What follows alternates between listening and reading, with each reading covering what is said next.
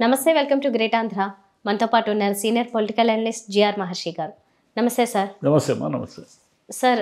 జగన్ గారి నుంచి అంటే వైసీపీ నుంచి రెండవ జాబితా విడుదలైంది. అందులో 4-5 వారసులు ఉన్నారు. మామూలుగా అయితే సిట్టింగ్ తీసిన వాళ్ళు చాలామంది అడిగారని విన్నాము. అయితే ఈ జాబితాలో అది చూస్తున్నామన్నమాట. కాకపోతే అది వాళ్ళ తండ్రిని పక్కకి తొలగించి వీరికి ఇచ్చారా, లేకపోతే వారు కోరితే ఇచ్చారా, ఎలా జరుగుంటుంది? లేదు, అట్లేమీ కాదు. యాక్చువల్గా ఈ వారసుల లిస్ట్ అంతా మనం ఒకసారి చూసుకుంటే వాళ్ళ ముందు ఉన్న ఎమ్మెల్యేలు వాళ్ళే మేము తప్పుకుంటున్నాము, మా కొడుకు ఇవ్వండి, మా పిల్లలకి ఇవ్వండి అని అడిగినట్టుగా మనకు తెలుస్తూ ఉంది. ఎందుకంటే మనకు కళ్ళ ముందు ఎగ్జాంపుల్సే ఉన్నాయి. ఉదాహరణకి తిరుపతి తీసుకుందాం. తిరుపతి భూమన కరుణాకర్ రెడ్డి గారు, భూమన అభినయ్ రెడ్డి అంటే వాళ్ళ అబ్బాయి, ఆయన డిప్యూటీ మేయర్గా పనిచేస్తున్నారు. ఆయనకి ఇవ్వమని అడిగారు. అది ఆయనే ఇప్పుడు ఇన్ఛార్జిగా వచ్చారు. ఆయనకే టికెట్ ఖరారు.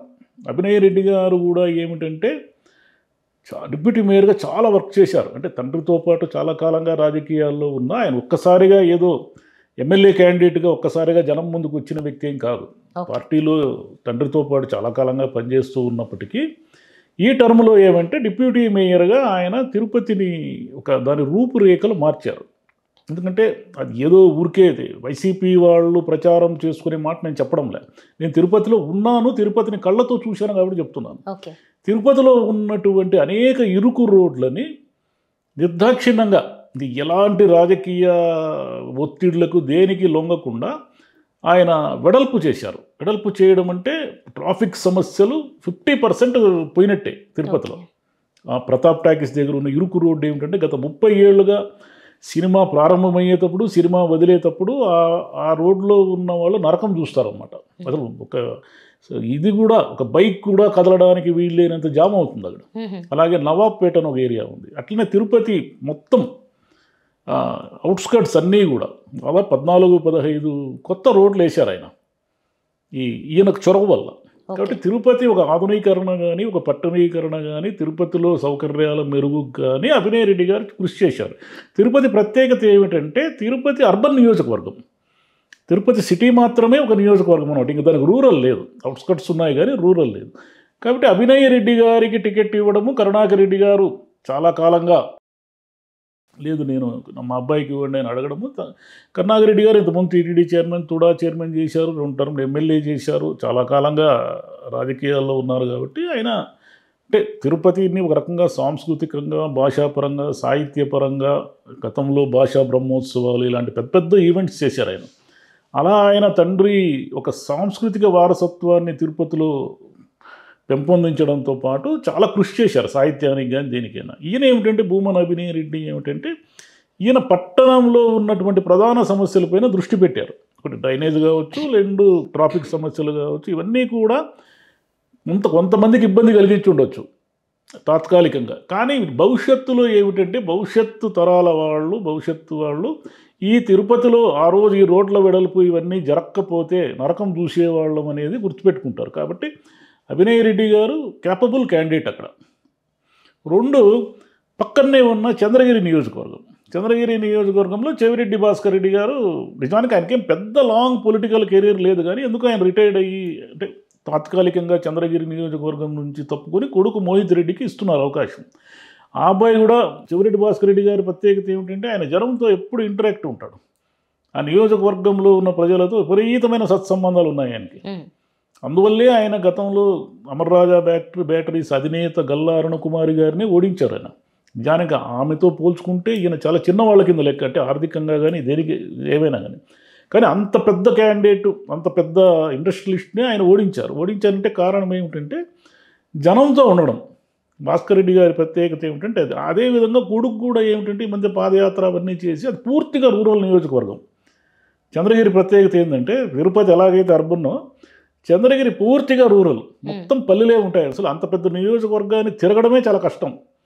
కాబట్టి భాస్కర్ రెడ్డి గారు ఇటువైపు అంటే అమరావతిలో ఉండి జగన్ గారికి సన్నిహితుడు కాబట్టి ఈ కీలకమైన రాజకీయాల్లో పాత్ర వహించాలనే కారణంతోనేమో తన కుమారుడికి ఇవ్వమని అడిగారు. బహుశా ఆయనే ఇన్ఛార్జ్, ఆయనే రేపు క్యాండిడేట్ కూడా. అదేవిధంగా పేర్ని నాని గారి అబ్బాయి కృష్ణమూర్తి గారికి కూడా ఇచ్చారు. ఆయన కూడా ఒక తండ్రితో పాటు చాలా కాలంగా పనిచేస్తూ ఉన్నారు. ఇట్లనే ఒక 4 అంటే గుంటూరులో కూడా ఒక ముస్లిం యువతి, అంటే వాళ్ళ నాన్న ఎమ్మెల్యే కుమార్తెకి ఇచ్చారు. ఓకే. మామూలుగా ఆ ముస్లిం మహిళలు ఎక్కువగా రాజకీయాల్లోకి రారు, కానీ ఇది ఒక మంచి పరిణామం. అట్లా చాలా, ఇంకో చోట బాలరాజు గారని ఆయన వైఫ్కి ఇచ్చారు, మరి అక్కడ ఏమిటో నాకు కరెక్ట్గా తెలియదు.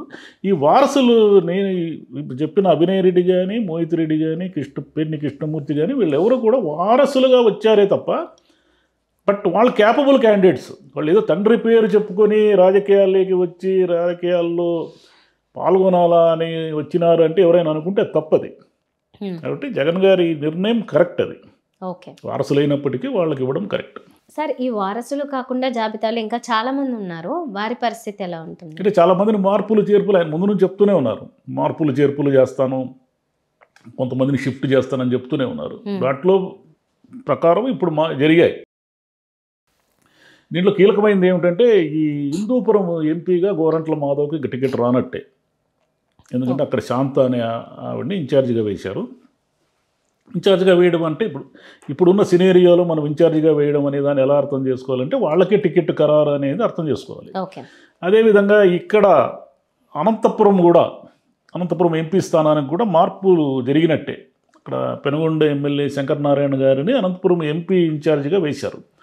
అలాగే ఈ మంత్రి కళ్యాణదుర్గంలో ఉన్నటువంటి ఉషశ్రీ చరణ్ గారిని ఇటు పెనుగొండకు తీసుకొచ్చారు.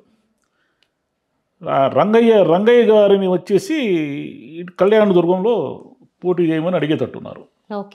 రాయదుర్గం ఎమ్మెల్యే ఆల్రెడీ కాపు రామచంద్రారెడ్డి గారి ప్లేస్లో మెట్టు గోవిందరెడ్డి గారు ఇన్ఛార్జిగా వచ్చారు, కాబట్టి బహుశా ఆయనకే టికెట్ ఖరారైనట్టే. మేము కాపు రామచంద్రారెడ్డి గారికి టికెట్ లేనట్టే. ఇంకా అట్లనే ఇటు విజయవాడలో వచ్చేసి మల్లాది విష్ణు గారిని తప్పించినట్టే, ఆయనకి ఎమ్మెల్సీ ఇస్తామని ఏదో హామీ ఇచ్చినట్టున్నారు. చిత్తూరు నియోజకవర్గంలో మాత్రం ఇంత మునుపటి నుంచి పార్టీలో పనిచేసినటువంటి విజయానంద రెడ్డి గారు ఉన్నారు. ఆయన గంగాధర నెల్లూరులో కొంచెం స్ట్రాంగ్ లీడరు. ఆయన గంగాధర నెల్లూరు విజయానికి కృషి చేసేవాళ్ళు గతంలో. ఇప్పుడు ఆయన నేరుగా శ్రీనివాసులు గారిని తప్పించి విజయానంద రెడ్డి గారిని ఇక్కడ వేసేసినట్టే అనమాట.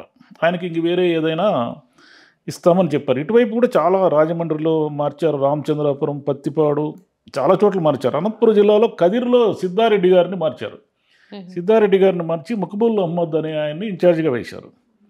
ఎమ్మిగనూరులో మనం ముందు నుంచి మాడుతున్నట్టుగానే కేశవరెడ్డి గారికి టికెట్ లేదంటే ఆయన వెంకటేష్ అనే ఆయన్ని ప్రపోజ్ చేస్తే ఎమ్మిగనూరులో ఆయన ఇన్ఛార్జిగా వేశారు. గుంటూరు ఈస్ట్ మునుపు మాట్లాడుకున్నట్టుగా గుంటూరు ఈస్ట్లో నూర్ ఫాతిమా గారిని వేశారంటే వాళ్ళ నాన్న ఎమ్మెల్యే, ముందు వారసుల్లో మాట్లాడుకున్నామే మనం అట్లా అనమాట. అరకులో మాధవి గారు, ఇట్లా చాలా మార్పులు చేశారు. మరి ఈ మార్పులన్నిటంటే అసంతృప్తులు ఇవన్నీ ఉంటాయి, ఉండకుండా ఏం పోవు. మరి ఈ అసంతృప్తి వాళ్ళందరూ సమసిపోతారా, బుజ్జగింపు లేదా, వీళ్ళంతా తిరుగుబాటు ఎగరేస్తారా? తిరుగుబాటు చేసి ఇంతకాలము ఎవరితో అయితే పోరాడారో టీడీపీ వాళ్ళతో, ఆ టీడీపీలోనే కలిసిపోతుంటే రాజకీయాలు ఏమైనా జరగచ్చు. మహామహులే అంటే మీకు చిన్న ఉదాహరణ చెప్తా.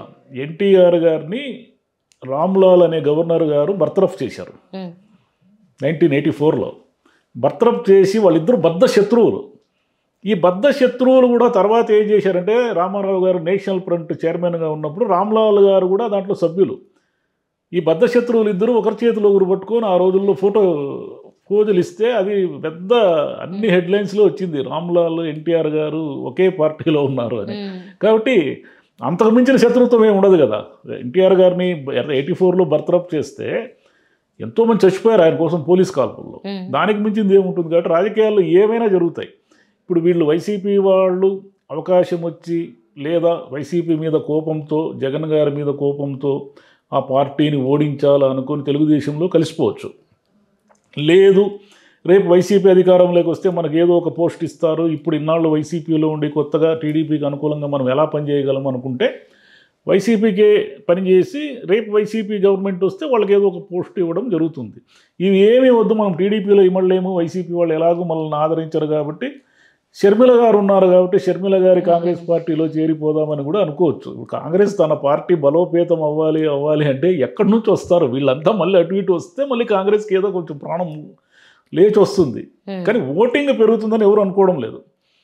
ఎందుకంటే గెలుపు ఓటముల పార్టీలనే చూస్తారు ఎప్పుడు కూడా ఓటర్లు.